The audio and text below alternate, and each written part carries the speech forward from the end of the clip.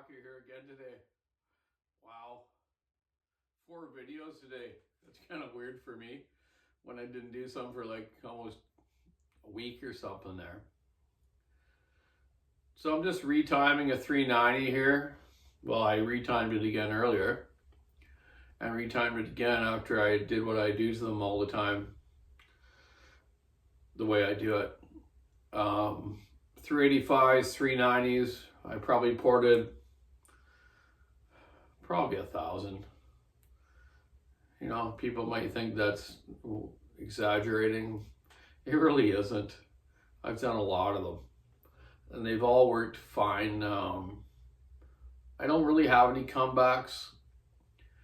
If I do, it could be a manufacturer's problem, like a bearing goes, or some of them had seal leakage in the beginning of 385s, but they fixed that situation. And their PTO bearing that we had going a few times. I remember once in the early 385 stage when I had a lot of clutch side bearings going, or PTO I call it. My friend Magnus, that I've talked about before, came over from Sweden and we tried to figure out what was going on with that bearing. That bearing really, the whole problem with it was the outer race, or the, how do you call it, the inner race or outer race of the bearing surface hardening would deteriorate and the balls would gull up against the steel instead of the chrome kind of lining of the bearing, and then it would start to get play, then the seal would leak and then it wouldn't run right. And then sometimes even the bearing would come apart and then come up and wreck your top end. A lot of people say that nylite cage bearings are garbage. I totally disagree. There's nothing wrong with them. You think about it, when a nylite cage bearing goes, it'll normally just gull up and stop. A little plastic goes up into the motor, but it doesn't wreck the top end. When a steel cage bearing goes, the steel cages and the flashing of the bearing surface and the balls go up through the transfers, up and down in the piston, then your top end's messed up. We even, me and Magnus one day here, even actually, it was kind of funny. He took the original 385 bearing, PTO bearing, which is the same bearing now as the 390. Well, not the same. They did an upgrade, maybe a different manufacturer. They just told the manufacturer to get it together. We actually flipped the case, or the nylite cage of the bearing around. I couldn't believe he did that. He like took it apart and flipped it around, and we tried that in a saw, and it never blew up or anything, but maybe that was just lucky. Anyways, that's just a little history on 385 and 390s. I believe the 385 was a better saw. I think I've told you before that when they switched to a 390, to a heavier piston, bigger bore, I'm not sure if they actually rebalanced the crankshaft. And I say that because when the 390s come around, in around 2017 mark, we had rods breaking, bottom end con rod bearings blowing, and we never had that with 385s. And they vibrated different. The top cover screws would come loose, a whole bunch of stuff was different with them. Where the 385s, we never had that problem. So I think their bob weight, or their balancing of the crankshaft, was not quite right. And I've never proven that, but I do know my dad years ago used to have a friend at the machine shop that would do the balancing of the crankshafts for him. And I think he used to say that 55% bob weight was the best. And we used to balance the odd crankshaft for guys that had sensitive hands, even though Huskies are the smoothest saws in the market. not saying that they still are. Stills are very good now too compared to their older models. But like the 572 Husky and hopefully the 592 coming out will be as good, if not better, than the rest of them in the field. So anyways, I had a fella email me about he did his own porting on his 390. And that's fine. I was kind of coaching him along, telling him. But yeah, I just remeasured one here stock, and then remeasured again what I do. The exhaust port height on the 390s, you really don't need to change. If you want that bottom end pull with a long bar and big wood, you got to keep it at the 165 that it's at. Just clean the burrs up around the port and polish it. I go a little wider, do my radius thing I like to do, make it a nice looking port like a motorcycle racing motor, you know. Radiusing of ports is quite important. Never want them flat or square. Intake was around 150, is 150 in stock. I changed it to 160, just gives them that little more quick response and a little more top end. We're not sacrificing the bottom end that much. Just gives it that quick response when the guys are limbing and you know, as they start to get a little dogged in with a long bar, the bar's totally in a 6 foot tree or 5 foot tree, and it's buried.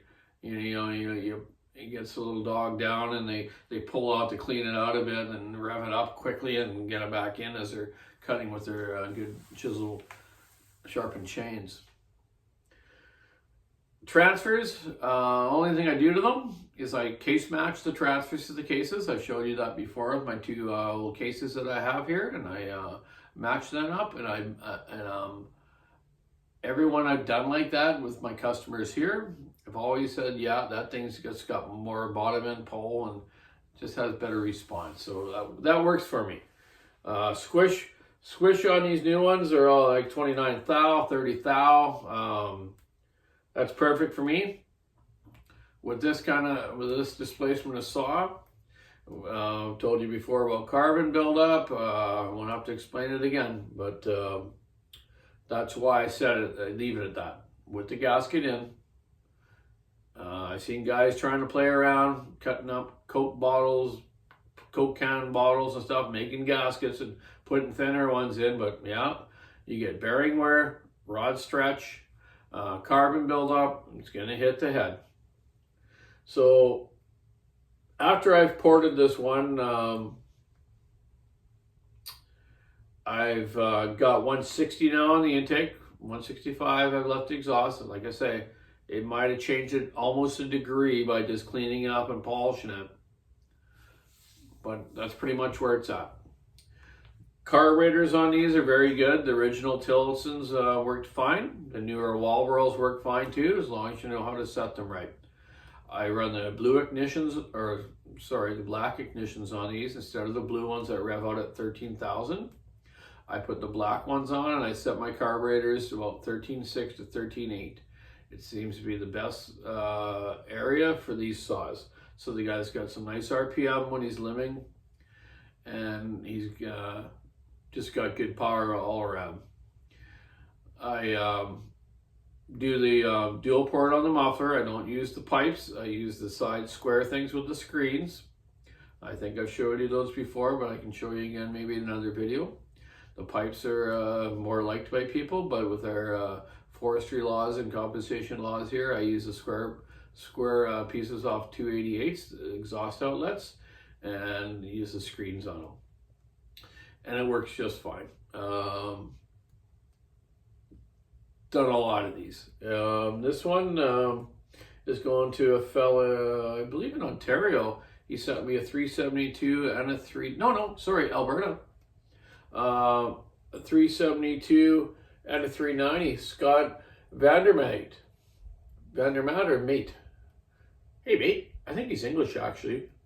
So, hey mate. Sorry man, not disrespecting you. I love English people. My co-worker Simon's from England, and hey, we're all from somewhere. I'm I'm from Europe too, eh? Apparently we're kind of gypsy Europeans, my family, but mostly Irish, English and Scottish, and a little French. So anyways, I just wanted to show you this.